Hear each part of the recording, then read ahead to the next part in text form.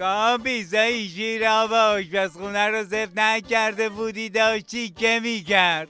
دایی تقصیر من نیست، شیر آب واشرش خرابه همش چیکه میکنه. خب تو دستی زفتش کن که چیکه نکنه. همین دیروز قبض آب اومده بود خط خون پدرشون. کل این خونه 3 تا شیر آب بیشتر نداره، 4 میرم باید دنبالش بگردی تا پیداش کنی. اما قبض آب اندازه یه هموم نمره پول توش می نویسن دایی کامبی. باشه از این به بعد با پا سفتش میکنم ببینم چیکه قد میشه یا نه. بگذاریم کامبیز دایی بخون ببینم خبردارین چی داری. الان میخونم. شاخدارترین دروغ هفته، نمکی وزیر بهداشت در رابطه با کرونا گفت در آینده نزدیک یک دستاوردی برای جمهوری اسلامی اعلام خواهد شد که در عرصه بین المللی رتبه اول خواهیم شد. دایی بهتره به این نمکی بگی در نمک دونشو ببنده که آش از اینی که هست شورتر نشه. خاندایی مگه اینا تا حالا دستاوردی هم داشتن؟ آره دایی جون، اینا تو مقام اول وقاحت و دروغگویی بیرقیبن.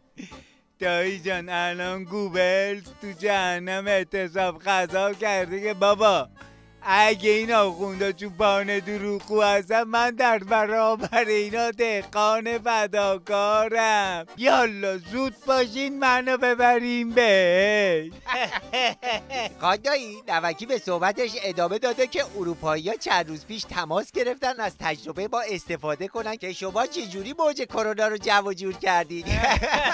دایی نمکی هم حتما خلاصه تجربه رو بهشون گفته. چی گفته؟ هیچی، گفته تعداد مبتلا رو تقسیم بر 10 بکنید، اسم کرونا رو هم بذارید بیماری حاد تنفسی، دیگه کرونایی وجود نداره که کسی بهش مبتلا بشه.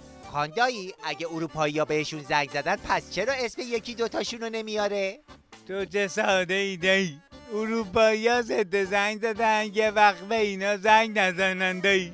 تو فقط یه نگاه به ماسک زدن این وزیر بهداشته بکن، انگار پوست من بسته به چونش. بعد میگه زنگ زدن تجربه ما رو بگیر. برو دوغ تو بنوش نمک بیار. بریم راستی یه واژر برای اون شیراب پیدا کنیم. بریم خاندایی.